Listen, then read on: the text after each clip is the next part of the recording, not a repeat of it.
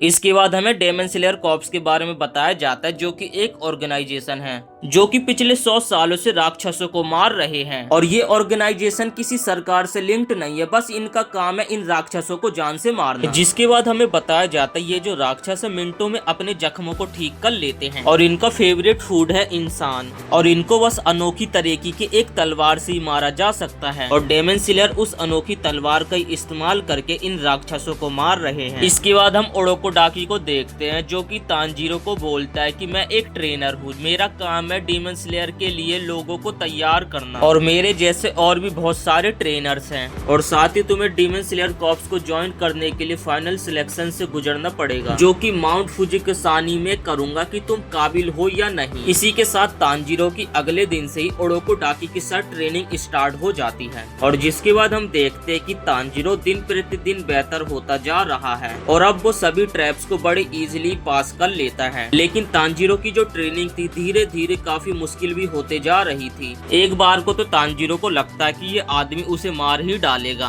अब ओरोकोडाकी उसे तलवार चलाने सिखा रहा है। वो रोज तलवार चलाने की ट्रेनिंग करता है। जब तक उसके हाथ तलवार को चलाते और दुख न जाए तब तक उसे तलवार को चलानी पड़ती है। जिसके बाद वो आदमी कहता है कि अगर तुमने गलती से भी अपनी तलवार को तोड़ा तो मैं तुम्हारी हड्डियां तोड़ डालूंगा। इसके बाद वो आदमी तांजीरो को अलग अलग फॉर्म सिखाता है। जिसके बाद वो आदमी कहता है कि मैं तुम्हें वो सारी 10 फॉर्म सिखाऊंगा, लेकिन सबसे पहले हम स्टार्ट करेंगे एक गहरी सांस लेने से। लेकिन तांजीरो इसमें भी बहुत सारी गलतियां करता है और उसे खांसी होने लग जाती है। नेक्स्ट सीन में हम देखते हैं कि वो बूढ़ा आदमी तांजीरो को लेकर झरने की चोटी पे आता है और उधर से तांजीरो को वो लात मार देता है, जिससे तांजीरो झरने की चोटी से नीचे गिर जाता है। और फिर हमें पता चलता है जो नेजुको है पिछले 6 महीनों से गहरी नींद में सो रही है, जिसका कोई भी कारण उन लोगों को पता नहीं लग रहा। इसके लिए उन्होंने उसे डॉक्टर को भी दिखाया है, लेकिन डॉक्टर को भी इसके बारे में कुछ भी नहीं पता। तभी तांजीरो सोचता है कहीं एक दिन ऐसा ना हो कि मैं उठूं और तुम मुझे मरी हुई दिखो। अब हम देखते कि तांजीरो को ट्रेनिंग करते करते पूरे 1 साल बीत जाते हैं और वो आदमी फिर तांजीरो को कहता कि मैंने तुम्हें सब कुछ सिखा दिया है, अब जो करना है तुम्हें करना है, जिससे पता लग जाएगा कि तुम अगले लेवल पे जा सकते हो या फिर नहीं। इसके बाद वो आदमी तांजीरो को एक बड़े से पत्थर के पास लेकर आता है और उसे कहता है कि तुम्हें इस पत्थर को 2 टुकड़ों में काटना है। अगर तुमने ऐसा कर दिया तो मैं तुम्हें फाइनल सिलेक्शन में जाने दूंगा। यहाँ पर तांजीरो सोचता कि आखिर कोई तलवार इतने बड़े पत्थर को 2 टुकड़ों में कैसे ही काट सकती है। जिसके बाद ओरोकोडाकी तांजीरो को उस पत्थर के पास अकेला छोड़ के वहाँ से गायब हो जाता है। अब उसके बाद तांजीरो रोज प्रैक्टिस करने लग जाता है उस पत्थर को तोड़ने के लिए, पर इसके बावजूद भी उसकी ताकत पत्थर को 2 टुकड़ों में काटने के लिए काबिल नहीं थी। अब तांजीरो को ट्रेनिंग करते करते पूरे 6 महीने बीत जाते, लेकिन अभी तक वो उस पत्थर को 2 टुकड़ों में नहीं काट पाया था। तभी एक लड़का तांजीरो के पास आता है, उसे कहता है कि तुम बहुत ही ज्यादा स्लो हो और कमजोर हो, मैं तुम जैसे इनमेच्योर लड़के को डेमन स्लेयर कॉर्प्स नहीं मानता। जिसके बाद वो लड़का तांजीरो को लड़ने के लिए ऑफर देता और उसे कहता है कि मुझे बताओ कि आखिर तुमने अभी तक क्या सीखा है। जिसके बाद तांजीरो कहता है कि तुम्हें चोट लग जाएगी। तभी वो लड़का हंसते हुए कहता है कि क्या तुम्हें ऐसा लगता है तुम मुझे टच भी कर पाओगे। जिसके बाद तभी वो लड़का तेजी से तांजीरो के ऊपर हमला कर देता है और वो लड़का तांजीरो को बताता है कि मैं भी इस पत्थर को पहले काट चुका हूँ। और यहाँ पर हम देखते कि तांजीरो उस लड़के से काफी बुरी तरीके से पिट गया होता है। और तब वो लड़का तांजीरो को कहता है कि तुमने 1.5 साल में कुछ भी नहीं सीखा,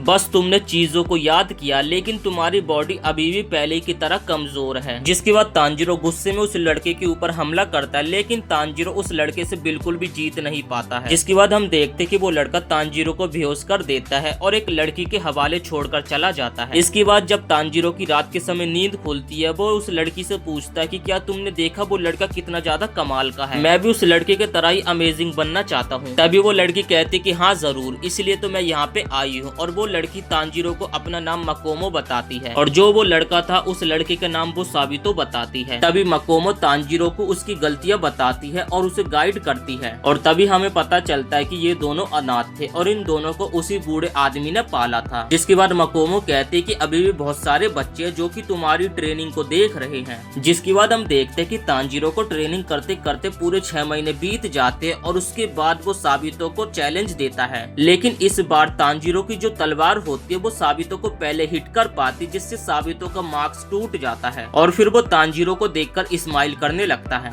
जिसके बाद वो दोनों तांजीरो को अलविदा बोल के अचानक से धुंध में कहीं गायब हो जाते हैं। और जैसी धुंध हटती है तो तांजीरो देखता है कि उसकी तलवार के हमले से वो पत्थर पत्थर 2 टुकड़ों में कट गया था।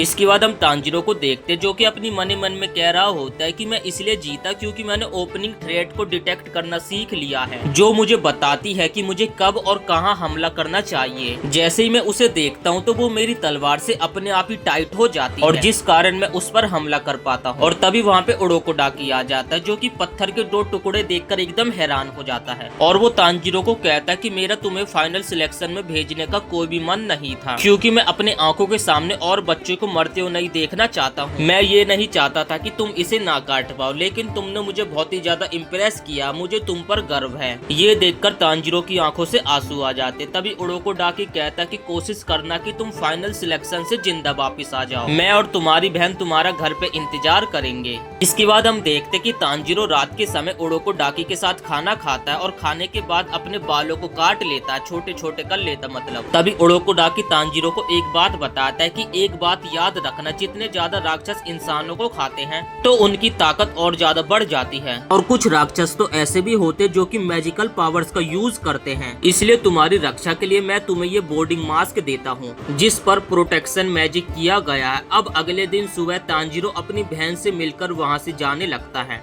और वो जाते समय उडोकोडाकी से कहता है कि साबितो और मोकोमो को मेरी तरफ से हेलो कहना। ये देखकर उडोकोडाकी एकदम हैरान हो जाता है कि तांजीरो को उन मरे हुए बच्चों का आखिर नाम कैसे पता है। अब शाम के समय हम देखते कि तांजीरो फाइनल राउंड के लिए फाइनल सिलेक्शन वाली जगह पे पहुंच जाता है। वहाँ पर तांजीरो के तरह ही बहुत सारे लोग भी आए होते। तभी उनके पास 2 लड़कियां आकर बताती हैं, रात होते ही आप सभी का फाइनल राउंड स्टार्ट हो जाएगा। वह लड़कियां सभी को बताती है कि यहाँ माउंट फुजाकी कसाने में बहुत सारे राक्षसों को कैद करके रखा हुआ है जो कि इंसानों को बिल्कुल भी पसंद नहीं करते और आप सभी को 7 दिन तक इनसे बचकर रहना है। इसके बाद फाइनल सिलेक्शन स्टार्ट हो जाता है और सभी लोग जंगल की तरफ बढ़ने लगते हैं। तभी तांजीरो अपने मन में सोचता है कि मुझे रात भर बस इन राक्षसों से बचकर रहना है। तो सुबह होते ये राक्षस अपने आप ही जलकर मर जाएंगे। इतने में ही तांजीरो को एक राक्षस की गंध आती है और वो उस राक्षस को इधर उधर ढूंढने लगता है और तभी वो राक्षस तांजीरो के ऊपर हमला कर देता है, लेकिन तांजीरो उसके हमले से बच जाता है। और तभी पीछे से एक और राक्षस आता है जो कि तांजीरो के ऊपर हमला कर देता है, लेकिन तांजीरो उसके हमले से भी बच जाता है। और तभी वो राक्षस एक दूसरे से लड़ने लगते हैं कि इस लड़के को मैं खाऊंगा, इस लड़के को मैं मारूंगा। तभी वो दोनों मिलकर ही तांजीरो के ऊपर हमला कर देते, लेकिन तांजीरो उनके हमले से बच जाता है। और जिसके बाद वो राक्षस दोबारा से तांजीरो के ऊपर हमला कर देते। तभी तांजीरो अपनी स्पेशल तलवार से उन दोनों राक्षस के सर को धड़ से अलग कर देता है, जिस कारण वो दोनों राक्षस होते जो कि राख बन जाते हैं। अब हमें बताया जाता है ये जो तलवार थी तांजीरो को उसे उडोकोडाकी ने दी थी, और जिसके बाद उडोकोडाकी तांजीरो को बताता है कि ये तलवार एक स्पेशल स्टील से बनी है जो कि सूरज की रोशनी को अपने अंदर समा लेती है, और ये तलवार उन राक्षसों को पूरी तरीके से खत्म कर सकते हैं, जिसका नाम है नीचिरो स्वॉर्ड।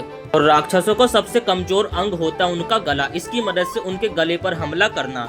अब तांजीरो को बहुत ही गंदी बदबू आने लगती है और तभी उसे एक लड़के की चीखने की आवाज आती है। जब तांजीरो उस लड़के के पास जाता है तो उसकी फटके हाथ में आ जाती है, क्योंकि वहाँ पर वो एक बहुत बड़े राक्षस को देखता है, जिसे देखकर उसकी दिल की धड़कनें तेज हो जाती है। और उस राक्षस के हाथ में एक लड़के की लाश होती है जिसे कि वो पूरा का पूरा निगल जाता है। तांजीरो देखता है कि जैसे वो राक्षस उस लड़के को खाता है तो वो और ज्यादा ताकतवर हो जाता है, और तभी वो राक्षस दूसरे लड़के के ऊपर हमला करने लगता और उसे पकड़ लेता है। लेकिन तांजीरो उस लड़के को बचाने के लिए बीच में आ जाता है और उस राक्षस के हाथ को काट देता है। तभी वो राक्षस तांजीरो को देखकर कहता है कि देखो तो कौन आया, एक और जिसके पास फॉक्स मार्क्स है। ये सुनकर तांजीरो थोड़ा कंफ्यूज हो जाता है। तब वो राक्षस कहता है कि कौन सी सदी चल रही है, जिसपे तांजीरो कहता है कि ताइसो पीरियड। ये सुनकर वह राक्षस बहुत ज्यादा गुस्से में आ जाता है और कहता है कि इतने समय से मैं यहीं पर कैद हूँ उडोकोडाकी, मैं तुम्हें छोड़ूंगा नहीं। तब तांजीरो कहता है कि उडोकोडाकी, जिस पर वो राक्षस कहता है कि हाँ उसी ने मुझे यहाँ पर कैद किया था और तब से ही मैं यहाँ पर लोगों को खा रहा हूँ, और मैंने कम से कम 50 लोगों को खा चुका है और उनमें से 13 उडोकोडाकी के शिष्य थे और अब 14वें तुम होगे। उडोकोडाकी के शिष्यों में से केवल 2 ही थे जो कि मेरा सामना कर पाए, जिनमें से एक अजीब से रंग बालों वाला लड़का था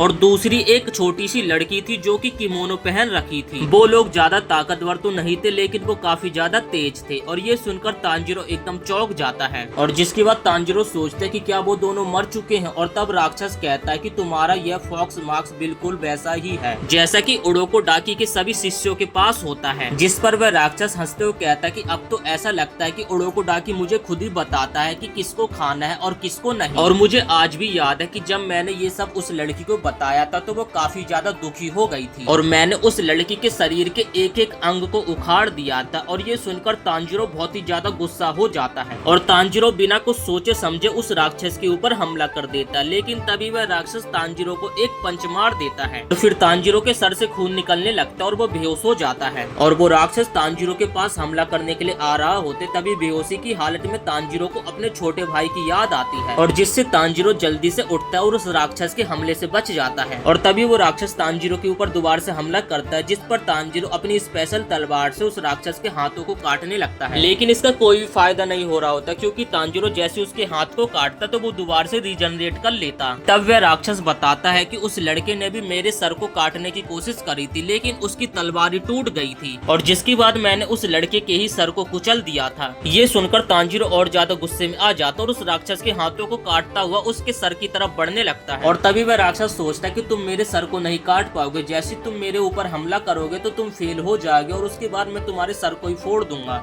लेकिन तांजीरो उस राक्षस के करीब पहुंचकर अपनी पूरी पावर्स का इस्तेमाल करके उस राक्षस के सर को धड़ से अलग कर देता है और जिसके बाद हम देखते उस राक्षस को जो शरीर था धीरे धीरे वो राख में बदलने लगता है। और तभी उस राक्षस को मरने से पहले कुछ याद आ रहा होता और उसे याद आता है कि उसने अपने बड़े भाई को खा लिया था। और फिर वो राक्षस सोचता है कि क्या मेरा बड़ा भाई भी था और मैंने उसे खा लिया था। और ये सोचकर वो राक्षस काफी ज्यादा दुखी हो जाता और रोने लगता है। और तभी तांजीरो को उस राक्षस के अंदर से बहुत ही सैड स्मेल आ रही होती है और फिर तांजीरो उस राक्षस का हाथ पकड़ के भगवान से प्रे करता है कि प्लीज गॉड इसे अगले जन्म में एक राक्षस मत बनाना। और उस राक्षस की आंखों से आंसू निकल रहे होते और वो राख में बदल जाता है। और तब तांजीरो सोचता है कि जितने भी लोगों को इस राक्षस ने खाया अब वो चैन से मर सकते हैं। इसके बाद तांजीरो आगे बढ़ता है और बहुत सारे राक्षसों से लड़ता है और सभी का खात्मा करने लगता है। और वो सोचने लगता है कि कैसे अपनी बहन को एक राक्षस से वो इंसान में बदल सकता है। और वो अपने सामने आते हुए सभी राक्षसों से पूछता है लेकिन उसे कोई भी सफलता प्राप्त नहीं होती है। इसके बाद हम देखते हैं कि तांजीरो को पूरे 7 दिन जंगल में बीत जाते हैं और वो जिंदा रहता है जिस कारण तांजीरो फाइनल सिलेक्शन में पास हो जाता है। यहाँ पर तांजीरो देखता है कि उसी के जैसे केवल 4 लोग इस सिलेक्शन में बचे हुए थे। और तभी वो 2 लड़के जो फाइनल सिलेक्शन पास हो गए होते उनको कॉन्ग्रेचुलेट करती हैं। और तभी वो लड़कियां सभी को अपना कासुकाई क्रो देती हैं। और तभी वो लड़के बताती ये जो आप लोगों को क्रो दिया गया ये कम्युनिकेशन के काम आते हैं। लेकिन यहाँ पे हम देखते हैं कि एक लड़के को क्रो की जगह स्पैरो दिया जाता है। इसे छोड़ो, इसके बाद हम देखते हैं कि सभी लोगों को अपने सामने कुछ पत्थर दिखाई देते हैं और इन पत्थरों को उन्हें सिलेक्ट करना होगा। पत्थरों की मदद से उनकी तलवार बनाई जाएगी। और तभी हमें यहाँ दूसरी तरफ डेमन स्लेयर कॉर्प्स के लीडर को दिखाया जाता है जिसका क्रो उन्हें बताता है कि केवल फाइनल सिलेक्शन में 5 लोग ही जिंदा बचे हैं। जिसके बाद हम देखते हैं कि तांजीरो की काफी ज्यादा बुरी हालत हुई होती है और वो अपनी फटी हुई हालत में घर तक पहुंच जाता है, मतलब कि उडोको डाकी के घर तक। और तभी वो देखता है जो नेजुको थी वो अपनी नींद से जाग चुकी थी, जो कि सीधा भागते भागते आती और तांजीरो के गले लग जाती है। तांजीरो अपनी बहन को नींद से जागा हुआ देखकर काफी ज्यादा खुश हो जाता है और तांजीरो को जिंदा देखकर उडोको डाकी भी खुश हो जाता है और तांजीरो और उसकी बहन को जाकर अपने गले से लगा लेता है।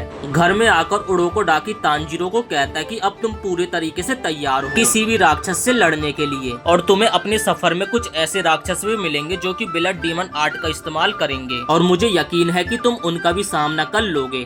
तब तांजीरो उडोको डाकी से पूछते कि क्या नेजुको ब्लड डीमन आर्ट की वजह से बाकी डीमन से अलग है। उडोको डाकी कहता है कि ऐसा नहीं है, मुझे लगता है कि नेजुको को अपनी पावर सोने की वजह से मिलती है और वो इसी तरीके से सोने की वजह से बिना किसी इंसान को खाए अपनी पावर्स को बढ़ा लेती है। इसके बाद हम देखते कि 15 दिन बीत जाते हैं और तांजीरो के पास एक आदमी आता है और वो अपना नाम हगनेजुका बताता है और कहता है कि मैं यहाँ पर तांजीरो की तलवार बनाकर लाया हूँ। और हगनेजुका उस तलवार की खूबियां बताने लगता है और कहता है कि ये तलवार अपने मालिक की कैपेबिलिटी के अकॉर्डिंग कलर बदलती है। और वो तांजीरो के बालों का कलर देखकर बोलते हैं कि मुझे लगता है कि इस तलवार का कलर लाल होगा। लेकिन तांजीरो जैसे उस तलवार को खोलकर देखता देखता है तो उस तलवार का कलर एकदम काला होता है और ये देखकर उडोकोडाकी और हगनेजुका एकदम हैरान हो जाते हैं। तब उडोकोडाकी बोलता है कि ऐसा बहुत ही कम चांस होता है कि किसी तलवार का कलर एकदम काला होता है। तभी वहाँ पे एक क्रो उड़ता हुआ आता है जो कि तांजीरो को कहता है कि डेमन स्लेयर कॉर्प्स की तरफ से मैं तुम्हारे लिए एक तुम्हारा पहला असाइनमेंट लेकर आया हूँ। तुम्हें नॉर्थ वेस्ट में एक टाउन में जाना होगा जहाँ पर अचानक से एक लड़की गायब हो चुकी है